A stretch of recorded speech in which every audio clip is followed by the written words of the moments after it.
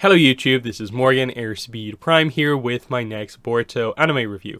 This one's going to be for episode 262. So we continue on this arc at the academy with Kawaki, Himawari, and Kei, of course, our new character here. And in this episode, it continued to be like very, very fun, very enjoyable, even though there's probably not a ton to say about this one. This one was much more of a kind of character piece in terms of the main takeaway is that, Kei learns to that it's okay for her to be more like herself, and that she doesn't have to put on the sort of, act like the perfect princess act around everyone. That people like her better when they see that she comes across as being more real, and just that the events of this episode are what sort of forced that to sort of come out of her. On the other side of things, you have, of course, Himawari. The way they address her finding out about the mission is that just immediately at the start of the episode, she's just like, hey, want to let me help you? And Kawaki is forced to be sort of like, okay, I guess. And it works well because you get the kind of fun kind of brother-sister style dynamic here.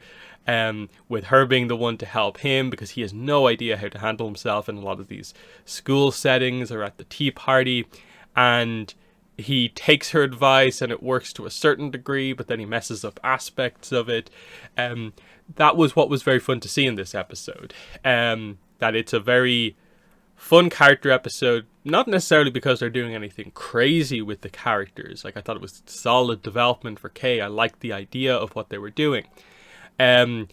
But it didn't really progress the actual like core plot necessarily in terms of like what's going on. There was a slight element of like kind of flashbacks to kind of Kei in a way wanting to live up to her mother's expectations, but kind of sort of remembering in the end that the key advice that like her mother gave her was to sort of in a way just be more like herself.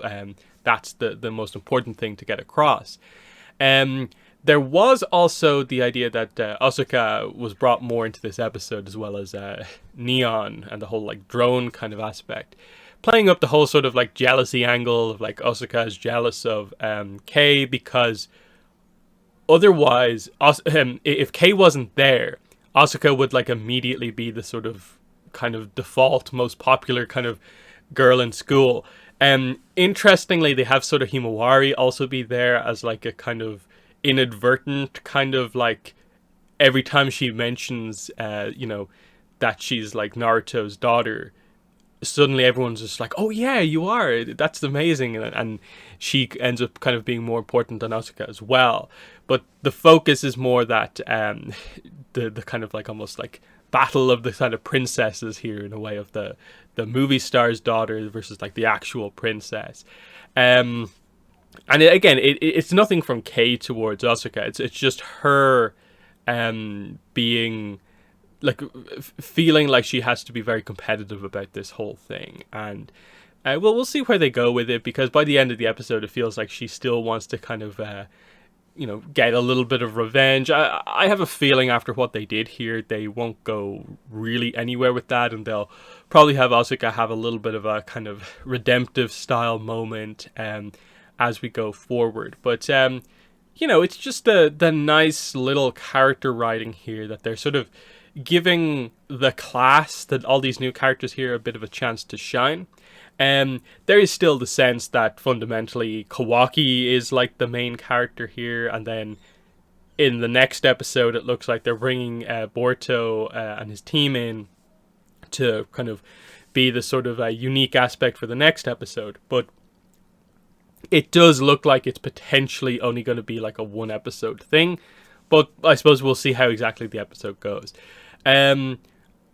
I think from this arc, I mainly just want to see like Himawari get kind of developed for the most part, because I think with Kawaki, this is just meant to be another arc that is more like him on his own, kind of connecting more with people, and it will serve to sort of highlight that, I suppose, when he eventually has his sort of like turn, as we know, is I suppose effectively has to happen at some point, that it makes it all the more impactful that it's not just the main cast that affects, but it is that, oh, but he's actually friends with Kay, and that was a really nice thing that he had that was sort of like his own, effectively. It wasn't like related to Boruto necessarily, but now that goes against that dynamic as well.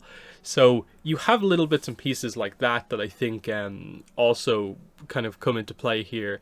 But I think we're still waiting with this arc to sort of like properly kick into gear in terms of obviously she's apparently going to have assassination attempts against her.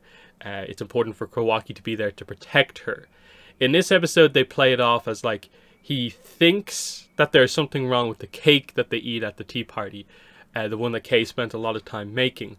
But it's just that Asuka put mustard in it. And yes, Kawaki senses that, but he overreacts and like in a way ruins the tea party, and then has to have this kind of turnaround moment when they realize, wait, it was just mustard, but we probably still need to investigate what happened there. And so it slowly comes out that like Asuka had like Neon use the drone to put the mustard in the cake to ruin the tea party, and Asuka was really kind of gloating over Kay of like, why would you serve such a terrible cake at your party? I'd never do such a thing. But then when the truth ends up coming out, she blames it all on Neon, who had like a little bit of a nice dynamic in that she seems to be someone who actually like wants to be friends with Asuka, whereas Asuka actually, there's a little moment there where you saw that she wishes she was closer in a way with the rest of the class. But you could so you can see that she also is sort of like putting on airs of like wanting to be in a way like the popular movie star's daughter, and she's maybe not presenting her own personality all that well, and so she obviously makes the mistake here of blaming everything just on like Neon acted on her own.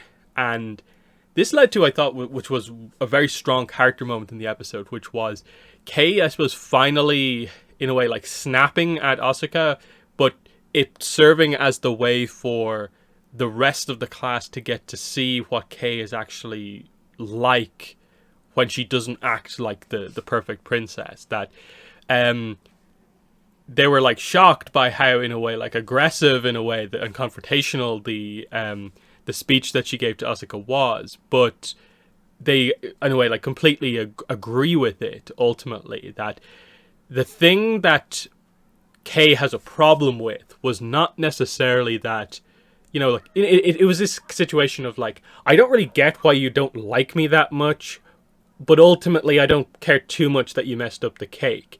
It's more that you were the one who was willing to basically sell your friend out to get away with this. Like the one person who like really actually cares about you, you would sell her out. That's what I have a major problem with. That is something that the rest of the class can sort of latch onto, of like Kay values that sort of like loyalty in a way. And once they get over the initial shock of just like Kay just like obliterated Asuka in this like conversation, they're like, wow, we like you even more now that we get to see this more real side of you. And so she's going to come out of her shell a little bit more.